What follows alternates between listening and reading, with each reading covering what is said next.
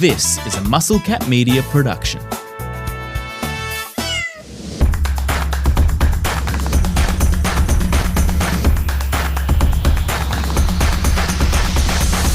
Baseball expats weekend Pickoff, trying to find you value for your weekend. Eric Ballnar and Spoon with you. Don't forget to like and subscribe to the podcast. Spoon, we'll bring you in quite quickly here. Look, we only hit on one of our 4 picks on Monday. It was one of our weaker ones. Luckily, the one we did hit on had the most value at like 340 or whatever it was. We were around the mark on a couple others. Well, one of we were way off, but we were around the mark on some others. So we were down about 0.6 of a unit total. We're still up about 7 over our last 3 episodes. So we're still tracking pretty good. We had some cream to play with. Didn't mind our theory, but I don't know. How do you debrief what happened on Monday? We just it was maybe you wearing the long sleeves underneath the baseball jersey. The Raleigh sleeves certainly didn't pay off at all. Rolsey was quick to notice that when he was having a look at the clips. I think you probably touched on it quite well. There was one that was close for me, one that was way off. I think that was potentially Mackenzie Gore's worst ever career start. He got torched, like just absolutely lit up by a team I didn't think had that in them. And then the shoulder play was looking so good. You know, like that game was just on a knife's edge the whole way through. You kind of felt like the longer it went, the more the Cubs were just going to take over against the Reds. He got his 7 strikeouts. We just needed 6 at a nice price. And then the bullpen came in, gave up 4 runs. And the Cubs bullpen now, over the last month, their bullpen's given up more home runs than any team in baseball. So I think they might be kicking themselves a little bit for not going out and getting some of those, you know, relievers that were on the market. Because I've sort of got some real doubts now about the back end of that Chicago pitching staff. But like you said, you found some superb value for those who played along with the Phillies win and the under. It was a very comfortable watch, right? Like there was not one minute where you were like, hang on, the win's in danger here, or the under 9.5 is in danger. It was just a set and forget play. And that ended up serving as a bit of an insurance for us and a get out play. I will say, though, you tipped off Cade Horton last week on this show 1 week ago. And since then, like he didn't hit that strikeouts on that play that we had, but he has been red hot. I think he's gone like 12 innings in a row or something like that without allowing a run. And just kind of that example of that young guy that's like, starting to hit a bit of fire. Yeah, then the strikeouts are coming. You know, I sort of touched on the peripheral stuff last time. When your whiff rate and your chase rate are both, 70, 80th percentile, you know, you're better than sort of 80% of guys in baseball at that. The strikeouts will follow. Like it doesn't make sense for his K rate to stay below 9 when you're generating that whiff rate and that chase rate. So still a guy I definitely want to stick with, Cade Horton, for the rest of the year. We've got 2 picks each for you today, but Spoon, just quickly over the last 4 or 5 days, any headline or anything stand out for you in the world of MLB baseball? One thing I thought was an interesting discussion point. I mean, we did an episode maybe a month ago around like the what ifs with some of the value and in particular, sort of relating to the awards. We sort of said, what does Aaron Judge have to do to lose the American League MVP race? The answer was obviously miss pretty much the rest of the season. He had that IL stint. What's been really interesting, though, I don't know if you've seen, Cal Raleigh's been like one of the worst hitters in baseball over the last month. Like maybe the All-Star break came at a bad time for him. Maybe the home run derby kind of busted his swing. That's happened to a lot of guys historically in the past, and why some top players won't do it anymore. But weirdly, where we kind of thought that like one guy would have to go crazy to change that race, both guys have kind of done nothing. And I just think that's a real sort of interesting talking point when we're looking at those awards now. And, you know, they're probably almost already starting to get the engraver ready on some of those trophies. I've got another one on the awards thing, and he's still a bit of a long shot, but on the very first pod we did, I said Bo Bichette, I'm putting money on to be the AL comeback player of the year. I got him at like 29-1 to win. He's still not the favorite for it, and it probably feels like DeGrom's to lose, but now he leads the AL in hits. His average is above 3. He went on that stretch where went like 11 for 11.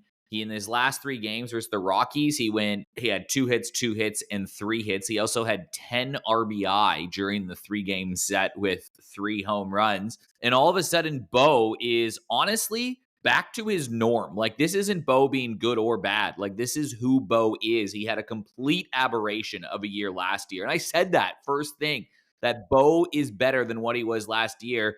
And it wasn't like there wasn't data to support that. Like, every year he does this, except last year. So Yeah, Bo on the awards, and then what you said on the Jays talk too. I think you sent through an interesting chat about Vlad having more in the tank, and Vladdy is scorching lately. But all Juan Soto, Pete Alonso, Jose Ramirez, Kyle Tucker, Bryce Harper, Rafael Devers all have worse WRC plus on the season than Vladdy, right? Like Yeah. Vladdy is having an underwhelming season, and he's still one of the best in the league. So some good signs from the Jays, although when you demolish a team by scoring 45 runs in 3 games, I guess everything feels kind of rosy before you play the Dodgers. But that was my takeaway from the week was Bo is, I think DeGrom, if he chokes up a couple of starts, all of a sudden Bo's creeping up there on the comeback player of the year award, man. Yeah. Yeah, I think so. It's going to be, I mean, the key to that will probably be winning the division, right? Which we've sort of done enough talk on already, but the Jays are now in the box seat for that. Little things like that will sort of shift what is such a narrative based award already. Like, don't get me wrong, all awards are sort of narrative based to an extent, but something like comeback player really could mean anything. Like, I think in the NFL, your man won that after literally dying on the field, right? Whereas for another player, it might just mean they had a bad year the year before. So it's quite subjective, and that's where something like winning a division will go a long way for Bo's chances. Well, Spoon, let's get to our picks. Let's make who started last week. We got to who the last show. I think I went first. Yeah, there's something we've got the voodoo wrong somewhere. So you go first, is what I'm Okay, hearing. You yeah, go first with your first pick. this will be a good one for you and I to both talk about. We've sort of both covered this guy now, I think, a couple of times, and probably both had this one penciled in and done a little bit of a deep dive on this matchup already. It's the first game in tomorrow's slate. It's the Reds at the Pirates. And our guy, Chase Burns, is looking to just keep rolling, really. We've sort of talked about the damage he's taken in a couple of starts. And if you do, remove that Boston start where he was tipping pitches, his numbers are phenomenal, and the strikeout rate is just superb. He's the number 2 prospect in all of baseball for a reason, and his stuff looks genuinely unhittable at the moment. Today, I watched a bit of the game today, mostly tuning in to see how Skeens looked in particular, but the Reds managed 7 hits against Skeens and then a few more in the back end against the bullpen, failed to score a run. But the hits were there, and I think this is a situation where I like to see a team sort of build on today without getting the result or the scoring and actually put up some runs tomorrow against Keller. So probably no surprise to those who tune in regularly, but looking at a player performance double tomorrow and with Sportsbet, Chase Burns 7 or more strikeouts and the Reds to win at $2.40 just seems like adding a little bit of juice to a play that's probably around $1.80. Chase Burns for 7 strikeouts, I think, is $1.50. The Reds are $1.90 themselves. You'd feel like they're both going to go hand in hand. So all of a sudden, we're getting $2.40 about a play that's probably around $1.80, $1.90. It's not going to, it's not going to double your bankroll if you're sort of wagering responsibly, but it's a little step in the right direction of securing some positive value. I like it. I mean, his 6.04 ERA is inflated, but he's got a 2.90 fielding independent. So what that tells me is that he's due for positive regression, right? And he's been good lately. He's allowed 3 runs or fewer in 3 of his last 4 starts, where he's gone more than an inning, I should say. That needs to be clarified. So yeah, I think the Pirates are a good chance in this, but they're going to need to score some runs. They've only scored 3.5 per game. So I was actually also looking at the under if you want another play in this game, because Mitch Keller is starting for the Pirates. Pirates aren't scoring a lot of runs. They're going against Chase Burns. So a bonus play could be looking at the under, but I'm with you. The team win at 7 strikeouts, 40 feels like a nice play for me. I'll go with my first one, and I'm going to take a look at another player performance double as you like to look at, but I'm going to take a look at the Brewers. Now, the Brewers are playing the Mets, and this is going to be a heck of a series to watch, right? Like, you feel like these teams, like they did last year, are going to collide in the playoffs. Now, I know you were mentioning this one. I have no idea what you're going to bet, but I'm going to go with the Brewers. So I hope I'm on the same wavelength as you, because Kodai Senga's going in, and I know you love Senga. But the thing is I love Brandon Woodruff, man. And Brandon Woodruff has been really, really good. He's got 5+ strikeouts in his last 6 starts. He has been dynamite on the mound, and his over-under strikeout total is just at 5+ right now, 5.5. He's done that in every one of his last 6 starts except for one. So Milwaukee's playing really, really well, right? Like they've were 9-1 in their last 10, 16-4 in their last 20, and 23-7 over their last 30. So they are just playing some great baseball right now. The Mets have lost 4 games in a row and are 2-8 in their last 10. So I kind of like the value of the Brewers to win and Woodruff to have 6+ strikeouts at 280. Feel like there's value in that. I know there was risk of me saying that and you being like, I like Senga, dude, and maybe you do, but I just really like Brandon Woodruff and the way he's going right now. Yeah, it's an interesting one. I think there's two things I want to add to that. There's some niche stat around when the Brewers acquired Andrew Vaughn. Their season has literally just turned around. Like whatever date they added Andrew Vaughn is when like things have just started, and he's actually been superb for them as well. But it seems like the vibe around that team has changed, and they are the hottest team in baseball. And I don't think they're getting enough coverage for how good they've been. On the Mets point that you just raised, I don't know if you saw, I think it was Williams for the Guardians a couple of days ago, had a no-hitter broken up after 8.1 because you've just got to get through that murderer's row of Lindor, Soto, and Alonso. And that's what happened. Soto took him deep, took a 4-0 game into a 4-1 game and broke up the no-no. Outside of those three guys, I think that's where you can really sort of pick up those strikeouts against the Mets. Like you're going to be very lucky to get one against Soto, and Lindor's pretty solid with his contact rate. But the 5 to 9 hole in that lineup, I think, is where you really set yourself up for that play, like you mentioned. Woodruff kind of 2 or 3 times through the order, picking up on those 7, 8, 9 guys. I think that's a great play and a great price for a team at home. Senga though could always go off and you might not win. I just think there's good value in having 6+ strikeouts and a win at 280. So that is why I made the pick. All right, go with your second pick of the day, Spoon. So my second one, it actually loops back to my preseason play, or one of them, and the only one that's now looking like it's got legs. In the same vein as you mentioning before the Bo Bichette play, I want to loop back to my guy, Hunter Brown. So for those who have been listening all year, we locked him in for 200 or more strikeouts on the season at 5-1 at the start of the year. And I've just had that little pending bet sitting What's there. he at? Actually, he's at 155 after 22 starts. Touch wood, 10 starts to go. He needs 45, like barring injury or whatever, which, the way some of my picks have gone is very possible still. So this certainly isn't a victory lap, but to say he's on pace would probably be an understatement. He's just consistently been plugging away still, 6s, 7s, 8s in his starts. He's rarely had an outing where he doesn't pick up 5. He's not exactly picking up 10 or 11. It's just kind of been what you see is what you get. Going up against a Yankees team that just do strike out quite consistently. And that's been their MO for a long time, right? Like they are the epitome of modern baseball with the 3 true outcomes, walk, strikeout, home run. That's kind of where they're sitting lately. So on the player performance double vein again, and a team that just keeps doing it, despite how many times we sort of say this is the year it ends. The Astros are going in tomorrow at just under even money in a what's a complete mismatch to me on paper as far as pitching. But to get Hunter Brown with 7 strikeouts and the Astros to win is $2.80, which I think is superb value given what he's provided as the clear number 2 option this year behind Framber Valdez. And he's been the one who has been consistently out there. I think they've had 7 different starting pitchers on the IL throughout the year and really had to dig deep into their farm system just to find guys to throw every 5 days. Hunter Brown's been doing it. Hunter Brown's been phenomenal with his fastball. I think it's a pitch the Yankees are going to chase, and I think 7 strikeouts and the win at 280 fits the mold and the sort of price point we've been looking to play the last few weeks. Yeah, I like it. Have you looked at the Cy Young Award betting odds lately? Yeah, $1.10 Scooble, 550 Crochet, Daylight, everyone else. Yeah. I was wondering, it feels like it's going to be Scooble because DeGrom has not slipped up, but his ERA is now closer to 3 than it is 2. Yeah, he's 61. Max Fried is 61. Some of those early players. Interestingly, Nathan Eovaldi's into 21s. I can't have him given the innings he's pitched. Like I know he's got a 1.2 ERA or whatever it is now, but he's like 40 innings behind Scooble or something like that.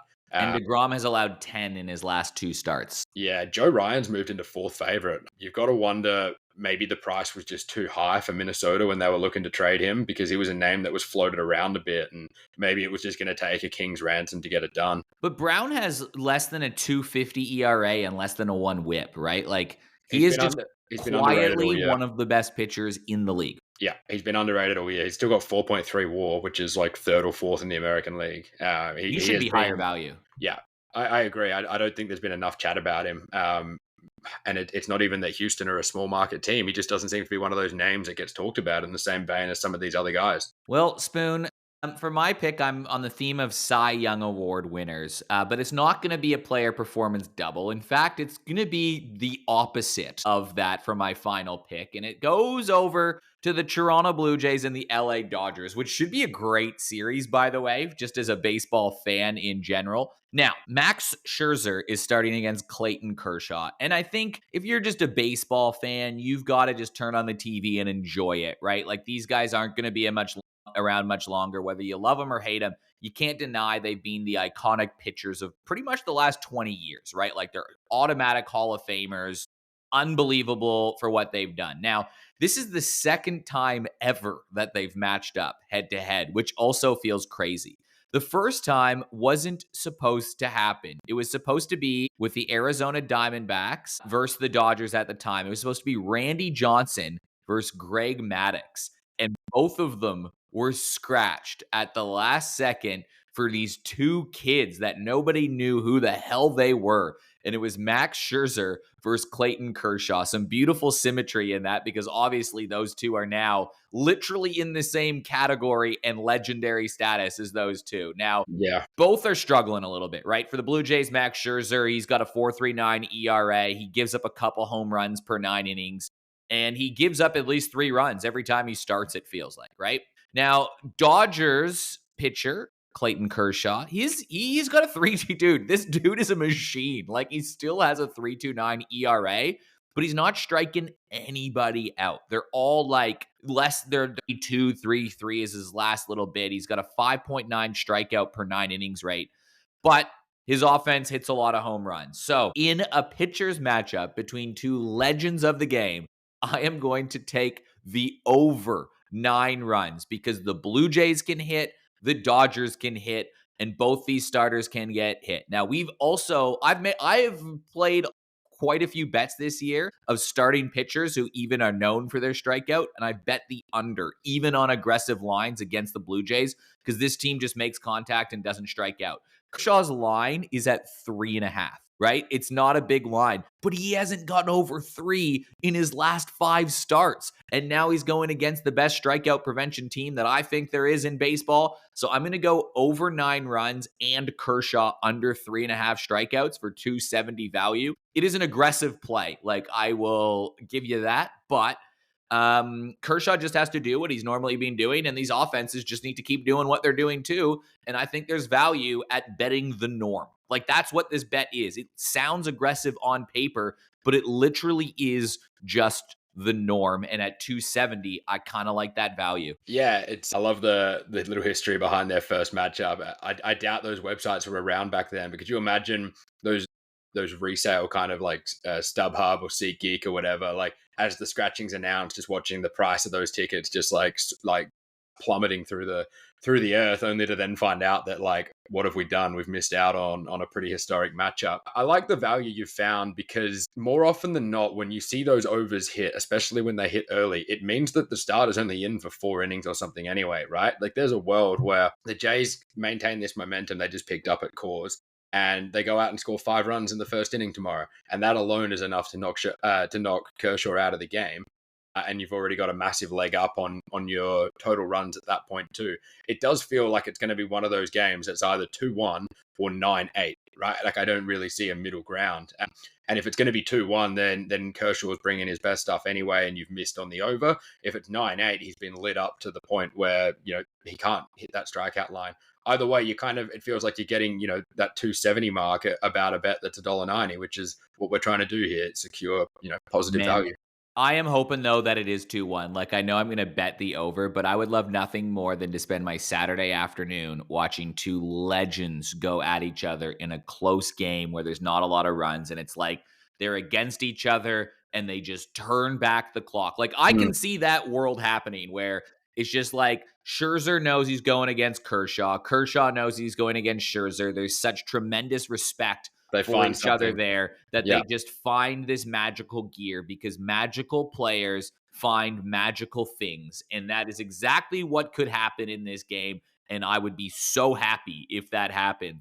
But I'm looking for value, and that's what I'm betting. So I'm kind of fading that. But I would love nothing more than that 2-1 They game you can they described. can both take a no hitter into the seventh. Kershaw can have his 3 strikeouts. Then the bullpens can come in and give up 15 runs in extra innings, and everyone goes Perfect. home happy. Exactly. Or it just hits the 9 and the bet's null and void, like whatever it is. I'm not going to lock this in as a bet, but I am going to inform our listeners of one other thing that I think has some value, and that's in the Red Sox Padres game.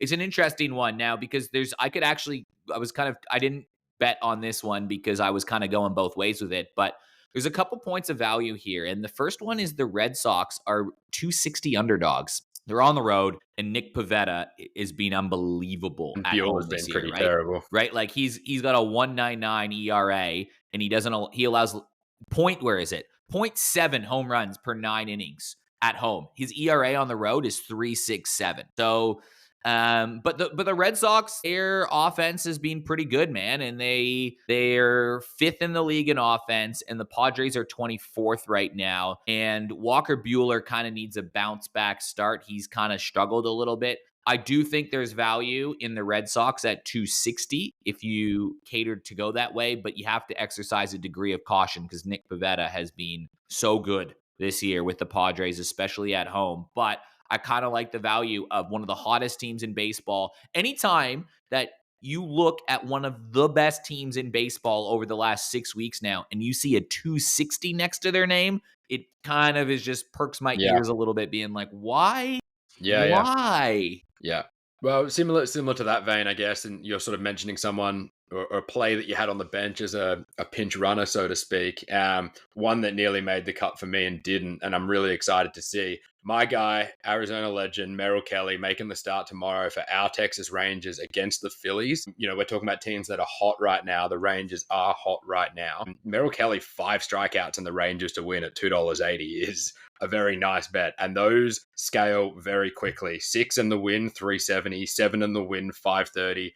Merrill Kelly is very capable of picking up 7 strikeouts against the Phillies. So keep an Dude, eye how on. good are the series this weekend? Like, Yeah, unbelievable. Like, there's I a was lot to looking like. through this. I was like, is this really the schedule? Because Pirates and Reds has this classic feel to it, and the Reds are trying to make a charge. You're going to get some good pitchers like Chase Burns in there. So that is an intriguing matchup.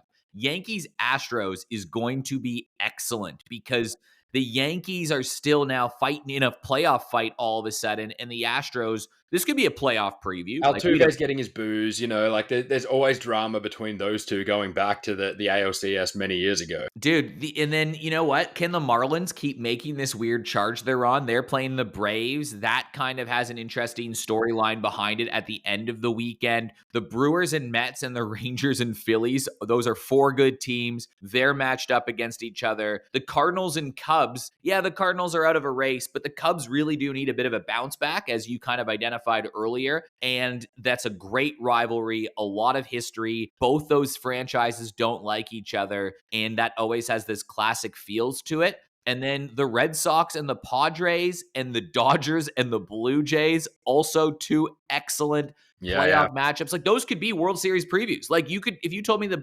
Padres and the Red Sox were playing in the World Series, I'd be like, yeah, that's a possibility. Same with the Blue Jays and Astros, the Yankees, Dodgers. AL. Yep. Yeah, and then 2 of the worst teams in baseball, the Diamondbacks and the Rockies, get to play each other as well. So, like there's some nice symmetry as well in that sort of Well, stuff. Seth Lugo tomorrow versus Joe Ryan is fun too. Like, what's really fun about even the teams that maybe aren't in the hunt anymore still have like an ace, right? And then tomorrow it's just lining up as a very good day. I've got a 3:30 start for my baseball, so I'm going to get to sit down and pretty much watch everything tomorrow. I'm very much looking forward to that. Yeah, and then you know what? Even little things like there's just intriguing storylines, right? Because all of a sudden the Guardians are making a sneaky little charge, and the Tigers are starting to pick up steam again.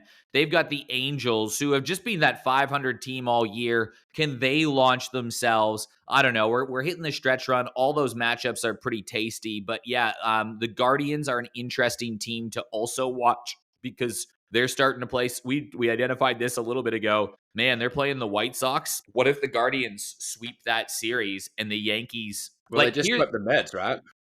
They just swept the Mets, the Guardians. Correct, right? So if the Guardians, let's say if they sweep the White Sox, that feels like a possibility. It would put them on 62 wins. Could the Yankees get swept by the Astros? Yeah, absolutely they could. Is it likely? Probably not. Guardians probably win 2, Yankees probably win 1, and all of a sudden they pick up a game. But if that happens, the Guardians have caught the New York Yankees. So there are some interesting matchups here that will kind of set the tail of how the rest of the season goes. And I'm really looking forward to this weekend in baseball. I don't have any ice hockey on this weekend. Australia's not playing in any World Cups to cover. I am doing sweet baseball all and watching a bunch of games this weekend as I take a break from my job, which is baseball. So I don't know how that works. I don't know if that's healthy or not, but it is what I'm going to do. You're like a chef getting home and cooking himself a dinner with love, right? Well, I'm cooking for me, baby. So yeah, looking forward to it.